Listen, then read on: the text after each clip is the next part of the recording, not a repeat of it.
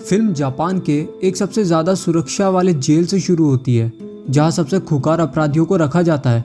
दो गार्ड एक एक करके जेल का ध्यान रख रहे हैं और थोड़ी देर बाद वे आइसोलेशन सेल में आते हैं, जहां जापान के सबसे खतरनाक अपराधी सुजुकी को रखा गया है।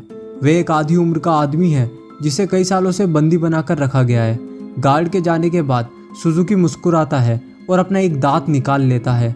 थोड़ी देर बाद गार्ड फिर से लौटते हैं, लेकिन इस समय तक सुजुकी पहले ही बाहर हो चुका है। गार्ड में से एक को किसी के वहां होने का आभास होता है और वह जगह के चारों ओर अपनी टॉर्च दिखाता है। हालांकि सुजुकी अपने पार्कर स्किल्स का इस्तेमाल करते हुए बिना कोई शोर किए रोशनी से बच जाता है। वह तब तक दीवार से चिपक जाता है जब तक कि गार्ड अपनी टॉर्च फिर से शुरू नहीं कर देता। तभी गार्ड आइसोलेशन सेल में पहुंचते हैं और महसूस करते हैं कि सुजुकी भाग गया है। वे तुरंत बैकअप को बुलाते हैं और कुछ ही समय में ये जगह सेना के जनरलों से गिर जाती है। इस बीच हम देखते हैं कि सुजुकी छत से भाग रहा है और सिक्योरिटी अलार्म बज रहा है।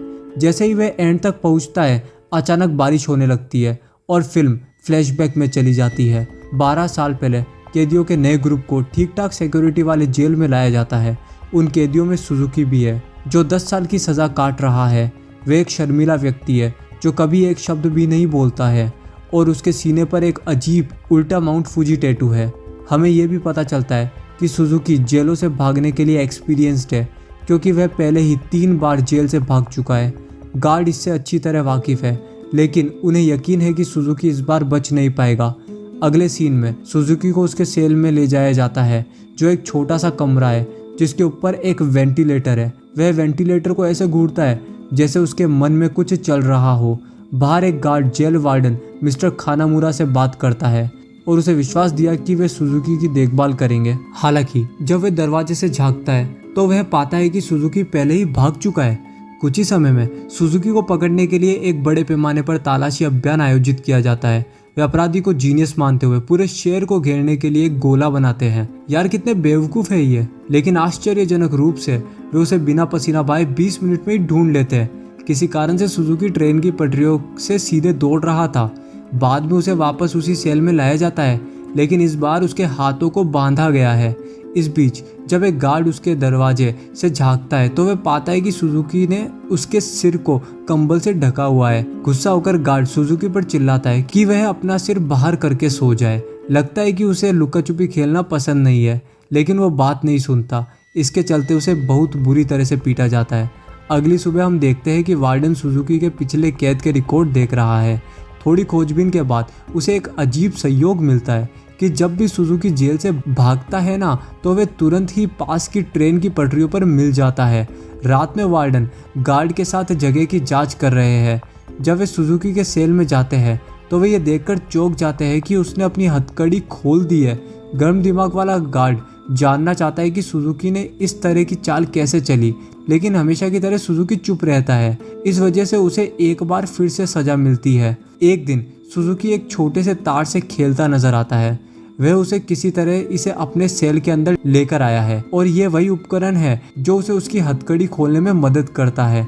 अगले सीन में वार्डन एक हफ्ते के लिए अपने परिवार के साथ समय बिताने के लिए जेल से छुट्टी लेता है। उसकी अनुपस्थिति में गार्ड डर जाते हैं और ये सुजुकी को अपनी योजना को अंजाम देने का एकदम सही समय मिलता है।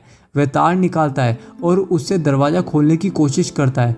थोड़ी देर बाद एक गार्ड जगह की जांच करने के लिए आता है। जब वह दरवाजे से झांकता है तो वह देखता है कि सुजुकी फिर से सिर ढककर सो गया है। हालांकि इस बार वह बस इसे नजरअंदाज कर रहा है। तभी हमें दिखाया जाता है कि सुजुकी छत से गार्ड को देख रहा है। वह पहले ही उसके सेल से भाग चुका है और अब वह इमारत से भागने के लिए सही समय का इंतजार कर रहा है। जब गार्ड निकल जाता है तो वह तब तक ऊपर की ओर चढ़ता है जब तक वह टॉप पर नहीं पहुंच जाता। फिर वह छत में एक नरम जगह पर घूसा मारता है और एक छेद करता है और उस जगह से बाहर निकलता है। जब गार्ड को इसकी हवा लगती है तो वे तुरंत अलार्म बजाते हैं। वार्डन को भी भागने के बारे में पता चल जाता है और वह जेल लौटने का फैसला करता है। अगली सुबह जैसा कि अधिकारी तलाशी की योजना बना रहे हैं, वार्डन आता है। वह ग्रुप को सजेशन देता है कि वे अपनी सभी योजनाओं को रद्द कर दे और इसके बजाय एक टीम को पास के रेलवे स्टेशन पर भेज दे। अधिकारी हैरान है क्योंकि उनका मानना है कि सुजुकी इतना बेवकूफ़ नहीं है कि वह एक ही जगह पर वापस छिप जाएगा। लेकिन जब वार्डन उन्हें बताता है कि वह निश्चित है तो वे मान जाते हैं। हैरानी की बात यह है कि उनकी भविष्यवाणी सच हो जाती है और भागे हुए अपराधी को फिर से पटरियों के पास पकड़ लिया जाता है। ऐसा लगता है कि जैसे ही वह जेल से बाहर निकलता है उसकी सारी बुद्धि में कचरा भर जाता है, या हो सकता है कि वह वास्तव में लैला को पसंद करता है। अगले दिन वार्डन को उसकी जीनियस सोच के लिए रिवॉर्ड किया जाता है और उसे न्याय मंत्रालय में एक ऊंचा पद दिया जाता है। अब उसे जेल में अपनी ड्यूटी छोड़नी होगी। उनका नया काम देश भर के जेलों का दौरा करना और कैदियों की रहने की स्थिति का निरीक्षण करना है। दूसरी ओर सुजुकी फिर से अपने सेल से भाग जाता है और फिर से ट्रेन की पटरियों के पास पकड़ा जाता है। हर साल बीतने के साथ उसे कई नई जेलों में रखा जाता है, लेकिन उनमें से कोई भी उसे अंदर नहीं पकड़ पाता है। इस वजह से मीडिया में उसे ब्रेकआउट किंग का नाम दिया जाता है और वह सांस्कृतिक प्रतीक बन गया है। एक समय तो वह इतना फेमस हो जाता है कि बच्चे भी उसे मानने लगते हैं। इसके बजाय फिल्म तेजी से 12 साल आगे बढ़ती है, जहां सुजुकी को सेंट्रल जेल में रखा जा रहा है। इस बार उस पर कड़ी निगरानी रखी जा रही है और उसकी देखभाल के लिए कुछ गार्ड्स तैनात किए गए हैं। यहाँ तक कि उसका सेल भी एक बुरे सपने की तरह है। ये पूरी तरह से कंक्रीट से बना है और दरवाजे पर कई ताले लगे हैं। यहाँ हमें पता चलता है कि ये वही आइसोलेशन सेल है जिसे हमने फिल्म की शुरुआत में देखा था। जैसे ही गार्ड चले जाते हैं, सुजुकी पूरे सेल को स्कैन करता है और कुछ भी खोजने की कोशिश करता है जो उसे बचने में मदद कर सके। एक दिन एक गार्ड खाना लेकर आता है और उसे सुजुकी के सेल के अंदर रखता है। जैसे ही वह जाने के लिए तैयार होता है, सुजुकी अचानक उसको हथकड़ी लगा लेता है और उसको चोट पहुंचाने की कोशिश करता है। इसके कारण गार्ड अपनी सीटी बजाता है और बैकअप के लिए कहता है। कुछ ही समय में कई आदमी आते हैं और सुजुकी की पिटाई करते हैं।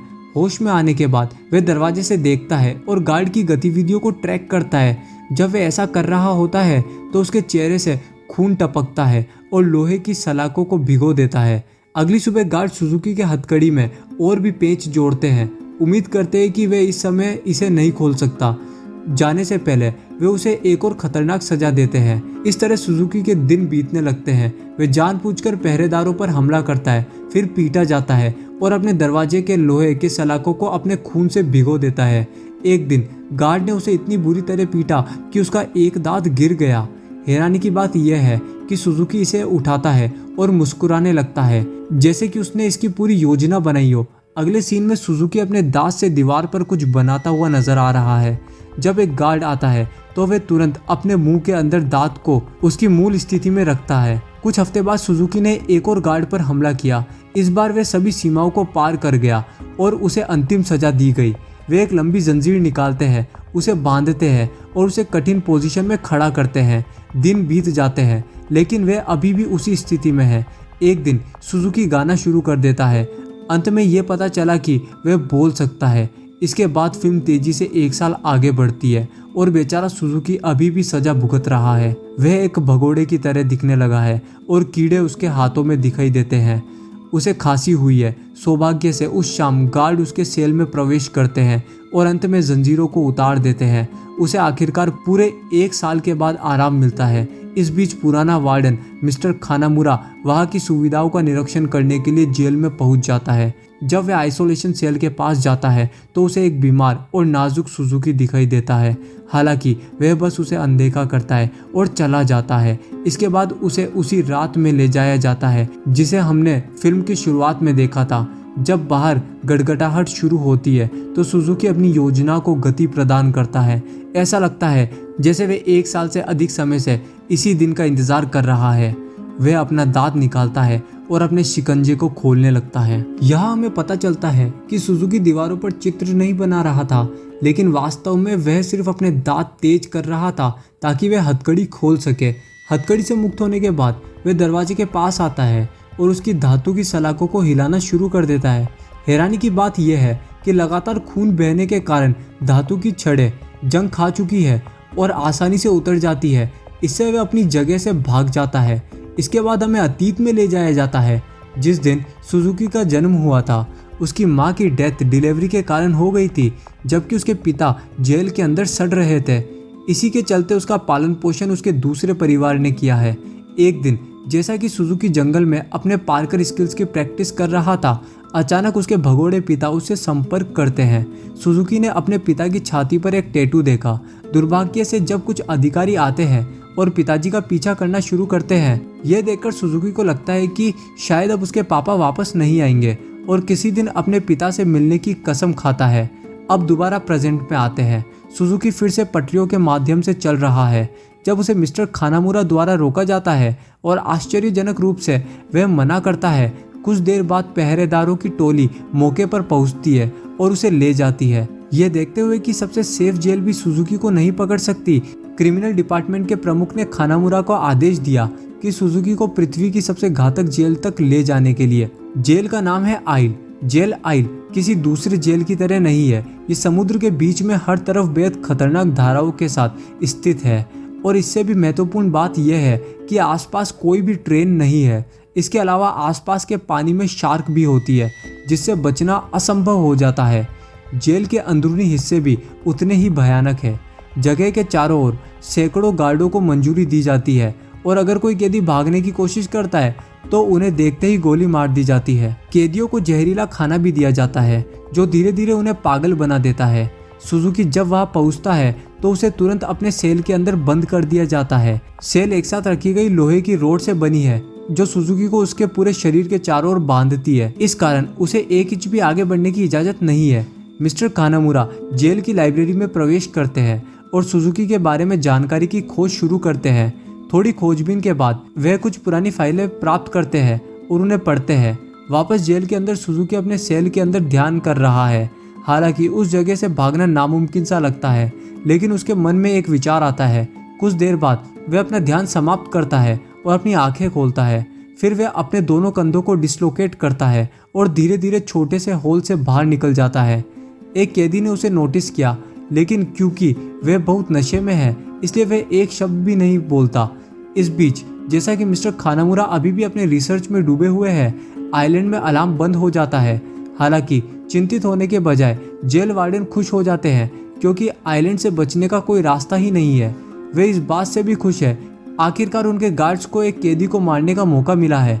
मिस्टर खानामुरा उसे ये बताने की कोशिश करते हैं कि सुजुकी एक जीनियस है, लेकिन वार्डन उसको इग्नोर करते हैं और उन्हें बताते हैं कि वे अगली सुबह तलाशी का अभियान शुरू करेंगे। सुबह के समय पूरे द्वीप में कई गार्ड भेजे जाते हैं और उनमें से प्रत्येक के पास राइफल होती है। जैसा कि वार्डन अपने बाकी आदमियों को ब्रीफ कर रहा है कि मिस्टर खानामुरा अचानक आते हैं और उन्हें सूचित करते हैं कि सुजुकी वास्तव में अपने पिता की तलाश कर रहा है जो कि आइलैंड पर कैद है। ये बात सभी को हैरान कर देती है और यहाँ आखिरकार सच्चाई सामने आ जाती है। यह पता चला कि सब कुछ सुजुकी की योजना थी। वह जानबूझकर खुद को जेल में डाल लिया और हर बार भाग निकला ताकि वह एंड में जेल आइल तक पहुंच सके। उसका असली मिशन अपने पिता को ढूंढना और उसके साथ भागना है। कई और सुजुकी आखिरकार अपने पिता से मिलता है और दोनों बहुत इमोशनल होते हैं। दुर्भाग्य से मिस्टर खानामुरा, वार्डन और अन्य पुरुष की भीड़ भी उसी जगह पर पहुंच रही है।